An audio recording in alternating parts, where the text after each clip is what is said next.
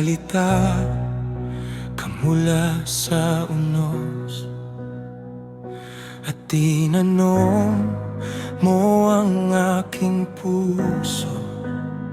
Sino ako upang makipagtalo sa iyo, o makapangyarihan?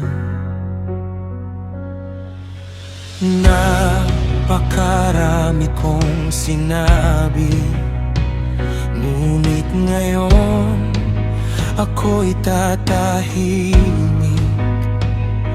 Ilalagay ko ang kamay ko sa aking bibig at yuyuko sa iyong harapan.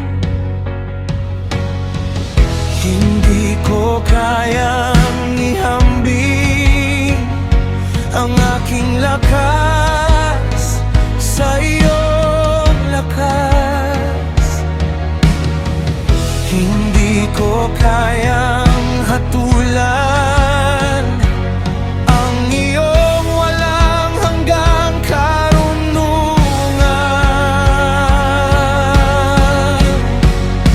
Ilalagay ko ang kamay ko sa aking bibig at tatahimik sa iyong kapangyarihan. Hindi dahil wala akong tanong, kundi dahil ikaw ang nakaalam.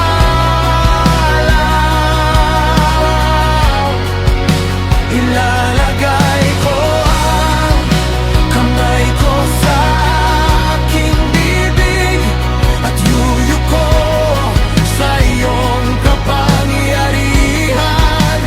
Kapag hindi ko na kayang unawain, sa iyo ako magtitiwala.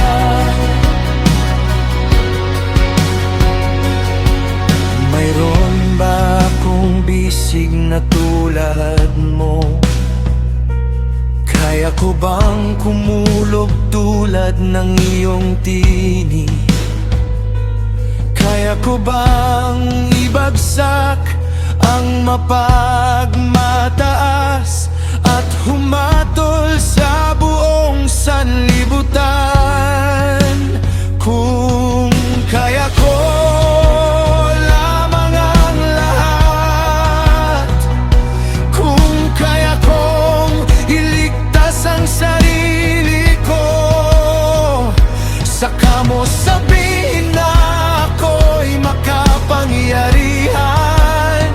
Ngunit ikaw lamang ang may ganitong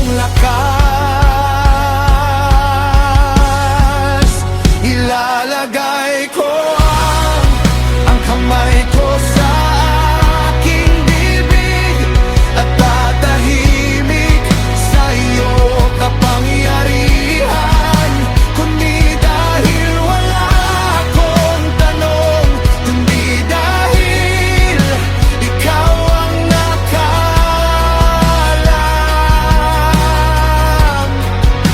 Ilalagay ko ang kamay ko sa aking bibig at yuyuko sa iyong kapangyarihan. Kapag hindi ko na kayang unawain, sa iyo ako magtitiwala. Tingnan ko ang behemoth, ang nilalang na iyong ginawa. Napakalakas ng kanyang katawan, ngunit nasa iyong kamay ang kanyang buhay. Ang ilog ay maaaring rumagasa, ngunit hindi siya natatakot. Sino ang makakakuha sa kanya?